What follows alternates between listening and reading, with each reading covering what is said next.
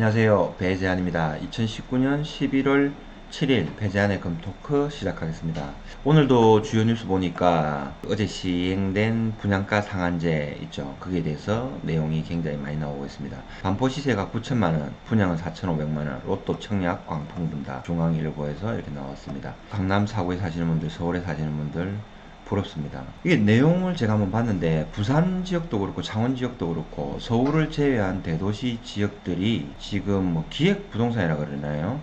법인에서 거대한 자금들이 묻지마 매수를 한대요. 곰곰이 생각을 한번 해보니까 지금 뭐 양도소득세도 크고 그 다음에 대출 규제도 굉장히 강하고 그렇잖아요. 근데 법인으로 들어와서 이렇게 부동산을 사는 경우에는 또 다르거든요. 개인은 팔면은 차익에 대해서 양도소득세를 내는데 법인은 양도소득세를 안 내고 1년 정산을 하고 나중에 법인세를 낸단 말이에요. 그것 때문에 하는 게 아닌가 하는 또 생각도 들어요. 그게 왜 유리하냐면 중간중간에 직원들 급여라든지 경비라든지 이런 모든 부분들을 떨고 나중에 법인세로 내거든요. 가령 1억의 차익이 남았다고 그러면은 개인인 경우에는 뭐 기본적인 양도소득세 공제를 제외하고 양도소득세를 많이 내야 됩니다. 근데 법인인 경우에는 그 사이에 1년 동안 직원 급여도 들어갈 거고 경비도 들어갈 거고 뭐 각종 이런 게 다 들어가는 거죠. 그렇게 해서 1억이 남았다 그러면 실제로 9천만 원을 써요. 그리고 나머지 1천만 원 남은 거에 대해서 법인세를 내는 거거든요. 이래서 법인으로 부동산을 하는 게 유리한 경우도 있습니다. 그런 게 아닌가 하는 생각이 들고요. 두 번째 뉴스 한번 볼게요. 경제 5단체에서 주 52시간 보완 등 3대 입법 간절하다. 그리고 반드시 뭐 법안이 통과돼서 경제에 활력을 불어넣고 규제를 완화시켜 달라고 지금 막 호소를 하고 있습니다. 이 내용이 있습니다. 자, 그 다음에 한번 넘어가 볼게요. 자, 요거에 앞서가지고 요거부터 먼저 한번 보겠습니다. 또 주요 뉴스. 매경이 전하는 지식이 이렇게 되는데, 여기도 4년 만에 부활시킨 민간 택지 분양가 상한제 첫 적용 해가지고 어제 나온 뉴스들이 나오고 있어요. 두 번째 뉴스는 한미 방위비 분담금 협상에서 현행 분담금의 5배가 넘는 5조 4천억 원을 한국 정부에 요구했습니다. 자, 이거에서 관련해서 한국 측에 지금 미국의 주요 인사들이 와서 협상을 하고 있죠. 자, 그리고 세 번째 주 52시간 근무제 조금 전에 본 뉴스들 있죠. 그리고 인구도 감소해서 나중에 2022년도에는 병력이 50만 명으로 줄어든대요. 나라는 누가 지키는지 걱정이 됩니다. 두 번째도 주요 뉴스 보니까 어느 정도에는 이렇게 나와요. 문재인 정부 들어서 17번째 부동산 대책을 내놨는데요. 시장에서는 로또 청약 광풍 우려된다 해가지고 나와요. 규제를 너무 강화하다 보면은 이게 반발되고 풍선 효과라고 그러고 주변 이게 튀어오르는 현상들이 발생을 하거든요. 또 어떤 전문가들은 이게 전체가 아니다. 그냥 공급 물량을 늘려서 시장에 자유롭게 맡겨놔야지 어느 정도 해소가 된다. 라고 하는 의견을 주는 사람들이 많아요. 저는 제 개인적으로 볼 때는 그 김영삼 정부가 시행한 금융실명제 있죠. 그때부터 이미 나라 경제가 박살이 나기 시작하는 전초가 됐다라고 생각을 해요.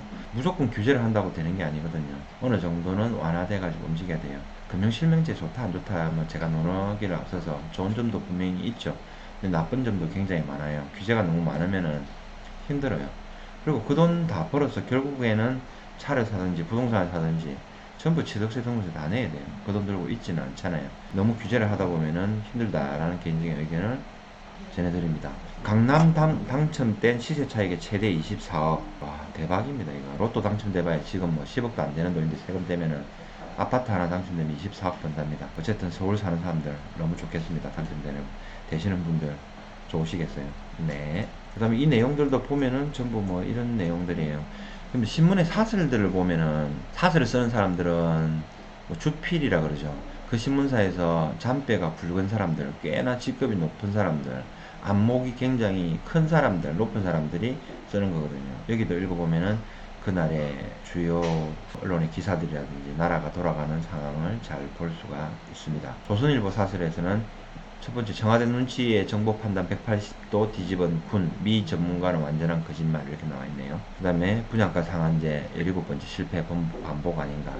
세월호 또 우려먹겠다는 정권과 검찰 해도 너무한다 이렇게 나오고, 동아일보는 방위비 지손이야 어쩌고 저쩌고 뭐 이렇게 쭉 나오고 있어요. 이런 것들은 화면을 정지해서 참고를 하시면 됩니다. 시간 관계상 생략하겠습니다. 자, 이렇게 해서 주요 뉴스를 한번 살펴봤고요. 이게 USD CNY를 했는데 달러 위안화 환율입니다. 어저께 1달러당 7위안이 잠시 무너졌죠. 그 신문에 대서특필 보도가 됐고 저도 말씀을 드렸고 그런 의미 있는 지수되니까 다시 반등을 하고 있어요. 지금은 1달러당 7.0179위안에서 반등을 하고 있어요. 위안화가 약세로 되고 있다는 얘기입니다. 여기에 맞춰서 한국 원달러 환율입니다. 지금 소폭 반등을 하고 있죠. 1160.65 이게 선물입니다. USD KRW 이렇게 나오고 있어요. 그래서 오늘 환율 시장도 조금 움직이고 있어요. 저 같은 경우에는 이론가가 아니라 그랬잖아요. 실전을 하거든요. 그래서 원달러 선물도 하고 있어요. 엊그제 베팅이 들어갔어요. 실제로는 1170원대, 1165원대 들어가서 조금 물렸어요. 100계약 정도 들어갔죠. 근데 오늘은 반등하고 있으니까 움직이는 거고. 레버리지가 굉장히 높아서 달러 선물은 일반 개인들 안 하는 게 좋다고 말씀드렸잖아요. 레버리지가 어느 정도냐면은 원금이 한 5천만 원 있으면은 한 10억 정도의 베팅을 들어갈 수 있어요. 제가 제 기준에서는 100계약 정도 들어갔는데 한 틱 0.1원 움직일 때마다 100계약 들어가면 10만 원씩 움직이거든요. 어마어마한 레버리지죠. 지금 1160원에서 1200원으로 40원 올라갔다 라고 가정을 하면은 40원 곱하기 100계약 곱하기 얼마 이렇게 하면 4천만 원이 움직이는 거예요. 반대로 잃어버렸을 때 손실을 각오하고 들어가야 되는 거예요. 그래서 레버리지가 너무 크기 때문에 조심을 하셔야 된다 이렇게 보시면 되고, 세계 주요 지수 한번 볼게요. 다우존스, S&P 지수, 나스닥 종합지수 지금도 보합입니다. S&P만 강보합이고 나머지는 약보합, 큰 변동이 없다는 말씀을 드립니다. 금값 한번 보실게요. 지금 두 달 동안 계속해서 왔다 갔다 하는 거예요. 여기 지금 1년간의 차트를 나타내는데 조금 넓게 보시면은 1500달러를 기준으로 해서 1트로 연수당입니다. 하락을 어제 제법 하락을 했죠. 하락을 했다가 다시 또 상승하는 패턴을 계속 지속적으로 반복을 하고 있습니다. 금값은 굉장히 강세예요. 여전히 최근에 금값이, 국내 금값이 제법 하락을 했죠. 그 원인은 국제금 시세보다는 환율의 하락으로 보시는 게 맞습니다. 환율이 1220원에서 뭐 고점에서 1160원까지 내려왔잖아요. 그리고 약 7% 정도 하락을 했고, 금값 한돈에 20만원 기준으로 하면은 724 하면은 14,000원 정도가 떨어졌다. 이렇게 보시면 됩니다. 국제금 시세는 큰 하락이 없고 환율이 하락해서 최근에 금값이 조금 조정을 받고 있다. 국제금 시세는 굉장히 강하다. 이렇게 보시면 됩니다. 실버도 한번 보실게요. 요거는 유로화를 기준으로 해서 실버 프라이스거든요. 최고점이 2011년도에 34유로였어요. 1트로 온스당. 1트로 온스는 31.1g 나누기 3.75 하면 8.2933돈. 계속해서 새롭게 방송을 청취하는 분들이 있기 때문에 반복적으로 얘기를 해드립니다. 오늘 이 유로화를 기준으로 음값을 보여주는 핵심 포인트는 뭐냐면은 최고점일 때 34유로였어요. 지금은 15유로, 16유로 정도죠. 최근에 17유로. 자, 이거 아시겠죠? 최고점 대비해서 은값은 반토막 나 있는 거예요. 달러 기준으로 보면 3분의 1토막이 나 있는 거죠. 50달러에서 지금 17달러 선, 18달러 선이 있으니까 유로화의 가치가 그만큼 하락했다. 그렇게 생각을 하시면 됩니다. 그래서 유로화를 기준으로 한 실버 프라이스를 보여드리는 겁니다. 자, 국내금 시세 볼게요. 이거 보시면은 한국금거래소 소매가 시세입니다. 내가 살 때 부가가치세 별도 1,000원 올랐죠, 어제보다. 224,500원. 살 때는 1,000원 오르고, 팔 때는 500원 밖에 안 올랐어요. 이게 다 다르다고 항상 말씀을 드립니다. 내가 팔 때는 뒷금 시세에 의해서 아직까지 없어지지 않는 그런 관행에 의해서 움직인다 그랬죠. 이 폭이 꼭 오르고 내릴 때 일정하지는 않습니다. 참고하시고, 그 다음에 골드바로 전국에 있는 전 지점이 동일한 금액으로 판매가 되고 있죠. 한국금거래소 민티드 골드바 6,415만원, 금거래소 100g 골드바가 642만 8천원, 37.5g이 열돈이죠. 242만 6천원. 보통은 일반적인 사람들이 물어볼 때 그만돈 시세가 얼마예요? 하고 물어봐요. 그러면 요거를 얘기해 드려야 되죠. 3.75g당 한 돈당 26만 3천원입니다 하면 너무 비싸니까, 저는 보통은 답변을 할 때 한돈은 너무 비싸니까 그냥 열돈 기준에 242만 6천원입니다 이렇게 안내를 해드려요. 자, 그 다음에 단위가 커질수록, 중량이 클수록 돈당 가격은 내려간다는 거, 그게 중요합니다. LS 골드바도 은행권을 통해서 한국금거래에서 많이 공급을 하죠. 가격은 1kg 민티드 골드바랑 동일합니다. 6,415만원.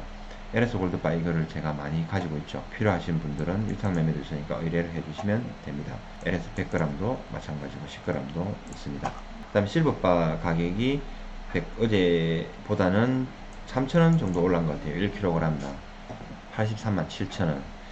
그 다음에 500g도 있고 100g도 있는데, 이 단위가 작은 경우에는 뭐 작은 거를 선호하시는 분들도 있는데, 작은 단위를 선호하시는 분들은 이글이라든지 메이플 주화를 활용하시면 됩니다. 독도도 좋고요.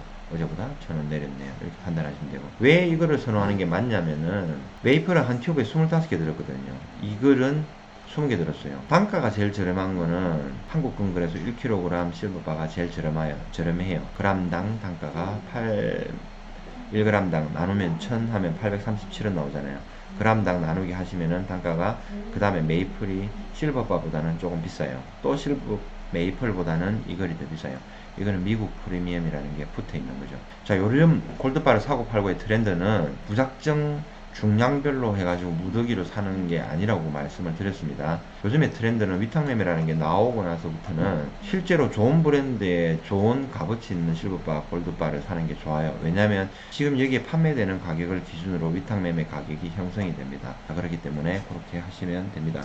새 제품들은 당연히 엄청나게 많고요. 그 다음에 막 들어오는 골드바들이 많아요. 이런 것들이 있으니까 언제든지 연락을 주시면 됩니다. 새 거 사시는 분들은 또 새 거 하시고, 그 다음에 위탁 매매를 하시는 분들은 또 위탁하시고, 사람들의 취향이 다 다양하잖아요. 어느 한 사람당 그게 좋다 나쁘다 할 게 없어요. 저는 좋은 골드바를 많은 분들이 소장을 하실 수 있고, 그 소장한 가치가 나중에는 빛을 발할 수 있고, 위기 때 정말 요긴하게 사용될 수 있으면 좋겠다라는 가치에 사는 겁니다. 오늘 방송, 오전 방송은 여기서 마치도록 하겠습니다. 또 뵙겠습니다. 감사합니다.